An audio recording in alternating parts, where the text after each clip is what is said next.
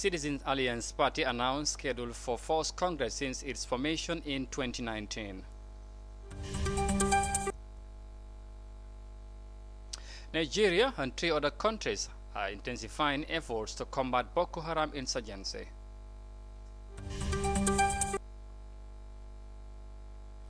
Delay in appointment of government officials is raising concerns in South Sudan. This and more coming on The World Today.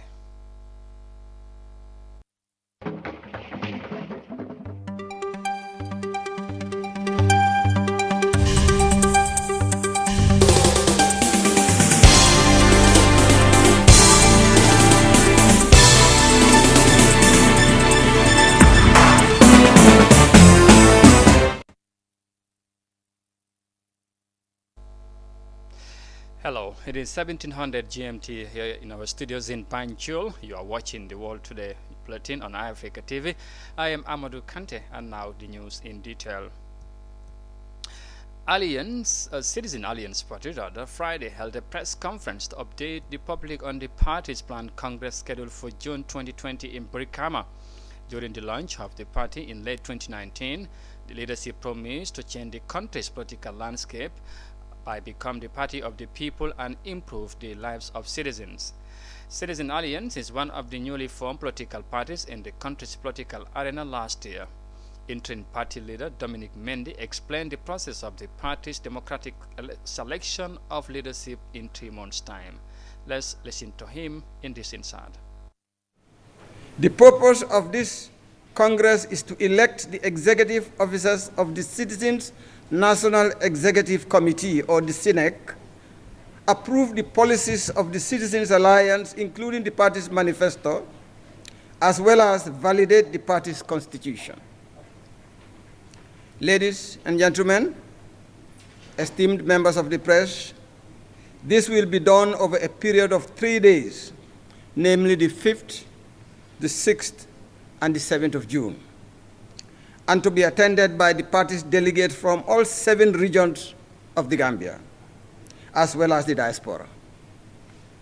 These delegates shall have the opportunity to discuss and validate our party constitution and the manifesto, participate in an election process in which they shall cast their votes to appoint a National Executive Committee, and give them the mandate and responsibility to be the core team of this party, the unquestionable political force of change in the Gambia, and that's what CA is.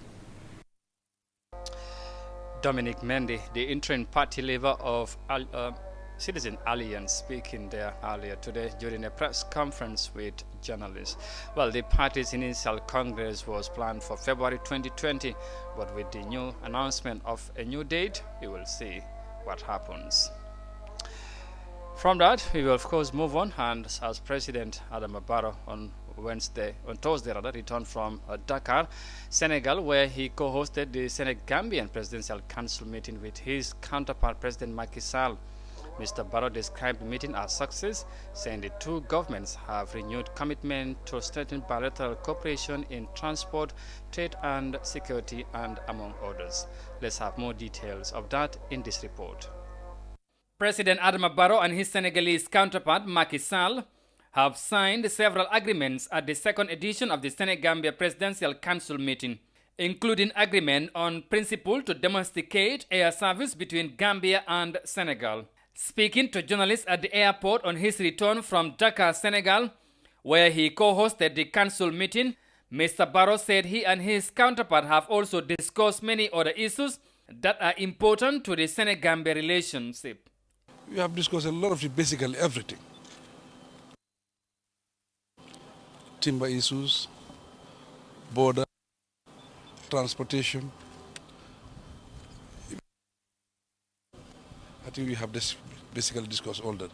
Domestication of air service. That's basically what we have discussed. Since Mr. Barrow came to power in 2017, the 2 heads of states agreed to heighten the relationship and cooperation of the 2 countries and develop strategic partnership for the interests of the nations. Gambia and Senegal, who shared borders and many common activities, have been experiencing border crisis since independence. But President Barrow said he and his counterpart have now agreed to put an end to the crisis. There are agreements that are signed, but the most important one is we have all agreed on principle to domesticate air service between Gambia and Senegal. I think that will make it cheaper and it allow a lot of people who will travel air from Gambia to Senegal. And also we have agreed also on transportation. It will take effect on the 29th of March 2020. I think we have basically agreed on that. And normally Senegal, they close their borders, but we have agreed that now the borders will be open 24/7. The first edition of the Presidential Council meeting was held in Banjul in 2018, following President Barrow's visit to Dakar in 2017, during which several agreements were made to improve close ties and cooperation in different sectors of development programs of the two states. The two leaders' Thursday meeting was preceded by a meeting of experts and ministers of the countries who reviewed the progress made on the outcome of the first meeting in Banjul. Reporting for Africa News, I am Amadou Kante.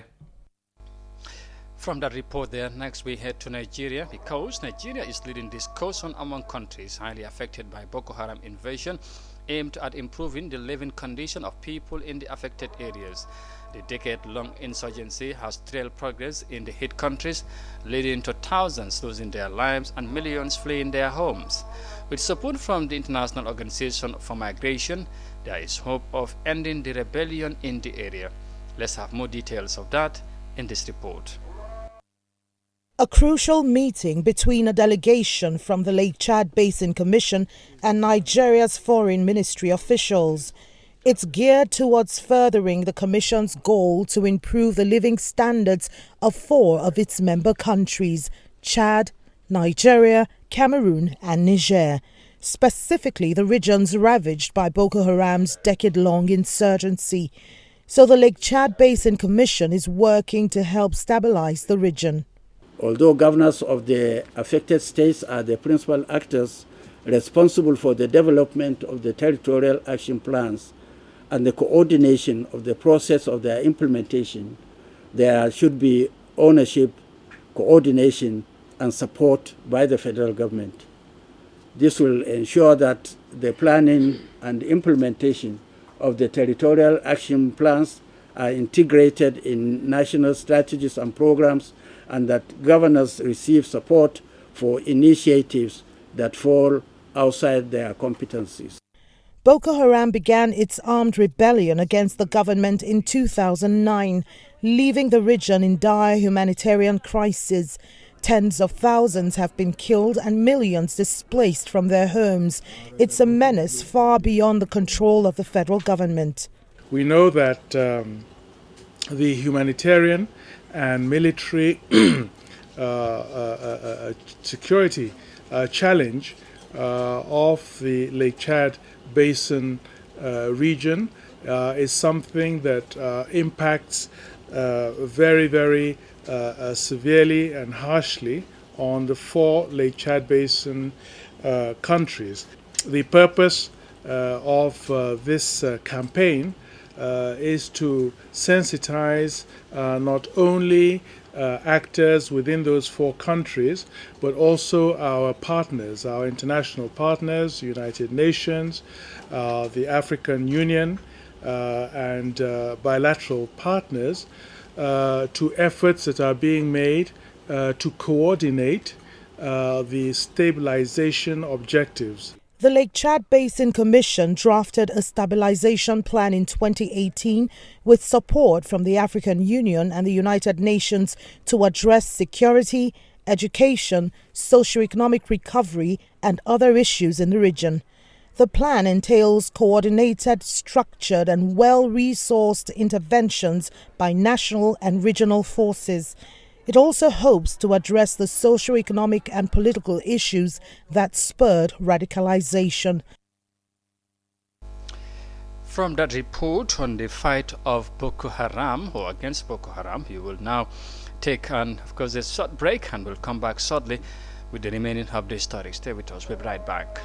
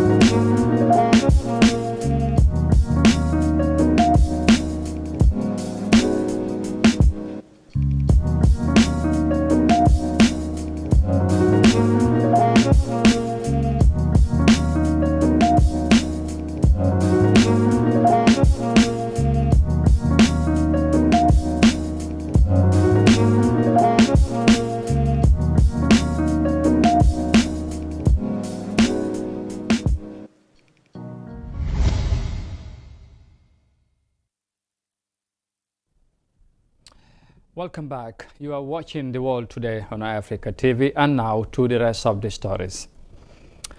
Barely a month after South Sudan's political leaders agreed on unity government, they are concerned over the delay of appointment of government officials.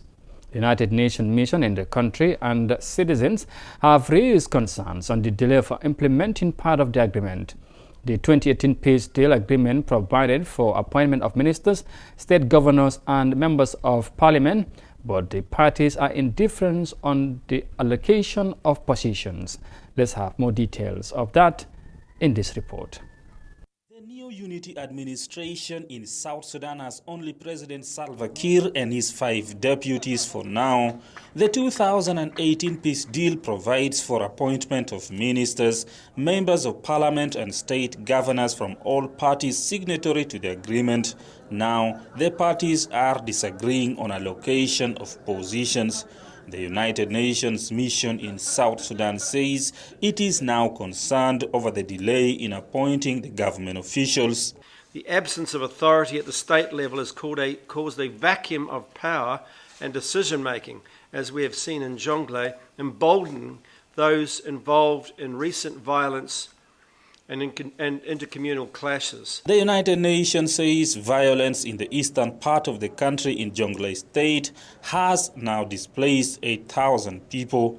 Residents of South Sudan's capital, Juba, are reacting to the delay in appointment of ministers and other local government officials. In my view, our government should hurry up with the formation of the ministers so that people will return back to home, and our refugees are really waiting for this formation of ministers so that they will see the changes and they come back to their nation. We are not happy. Every evening we go home and sit to listen to the radio, hoping to hear about appointment of ministers, but there is nothing. The government should complete this process. We have been waiting for this peace for a long time to come now. We can wait a little bit for this process to be complete. The United Nations is calling on members of the international community to support the South Sudan's peace process. The UN says security sector reforms scheduled to be carried out by the new government is lagging behind as the parties continue to disagree on the allocation of positions.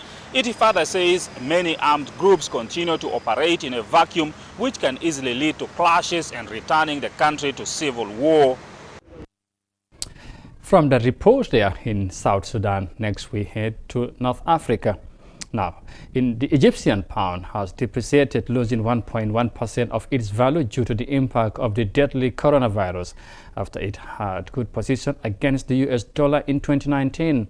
Authorities say, with positive news coming from Wuhan in China, where the disease emanated, there is hope of the currency regaining its lost value.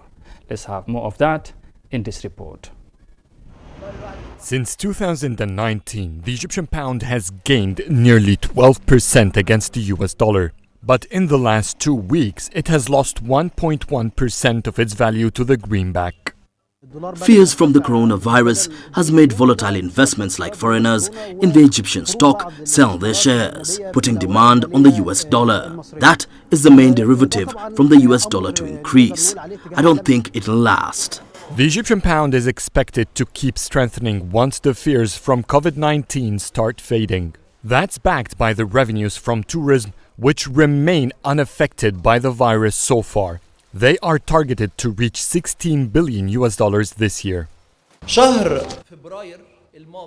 In February, when the whole world was facing that crisis, nearly 900,000 tourists have visited Egypt, with a 4% increase from February 2019. During the first week in March, 210,000 tourists visited Egypt. This is the normal rate of visitors. The virus was spreading across the world.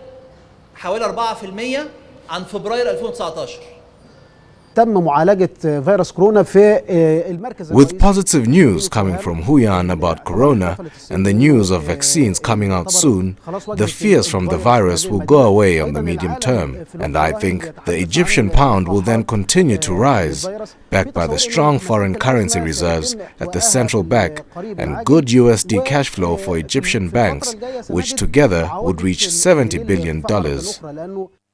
Several multinational institutions are backing the continuation of the Egyptian pound gains. Societe Generale expects it to reach 15.35 pounds for $1 by the end of the year. The rate on Wednesday was 15.66. Those benefiting from the pound's depreciation should not get their hopes high yet. This fall, the EGP has taken could only be a bump on its road to once again go up. The spread of COVID-19 continue to have impact in different parts of the world. Well, from that report there in Egypt, we will now, of course, bring this news bulletin to an end. But of course, as for more details on our, of course, stories, you can also log on our website on iAfrica TV, of course, where you will have more on this and other stories as well. But for now, I am Amadou Kante, and bye for now.